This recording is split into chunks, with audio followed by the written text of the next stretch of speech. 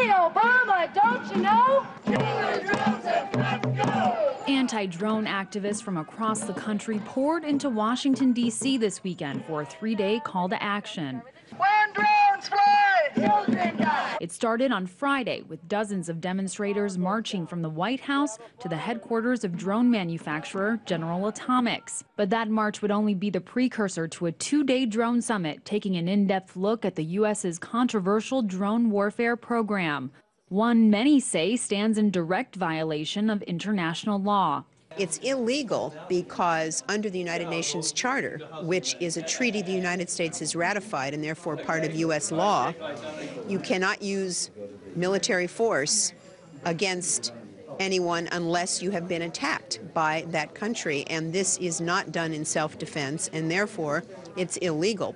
Under the Obama administration, the drone campaign has drastically expanded, yet officials have done very little to explain the legality of the practice. But to quell a growing dissent from the public, this May, President Obama disclosed the guidelines he said his administration followed when planning and executing strikes. Before any strike is taken, there must be near certainty that no civilians will be killed or injured, the highest standard we can set. However, a recent report put out by Human Rights Watch showed that many drone strikes were not adhering to those policies. In fact, when it comes to Yemen, the report showed that between 2009 and 2013, 82 people were killed, with at least 57 of them being civilians. And those victims included innocent women and children.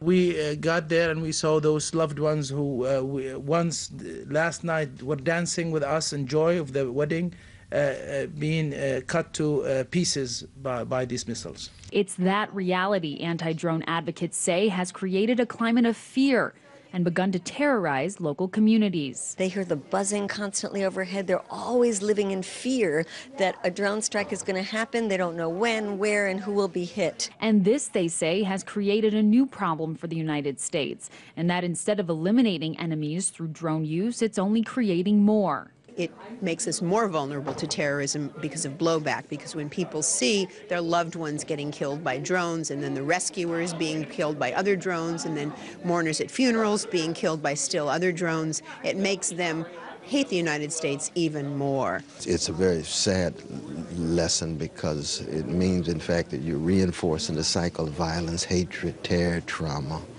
and stigma. And that's why more and more people are coming together to call on the Obama administration to change U.S. policy and stop the proliferation of drones.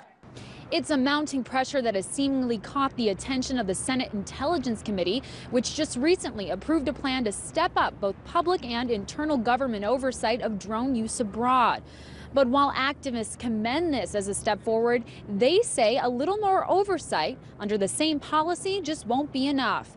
In Washington, Amira David, RT.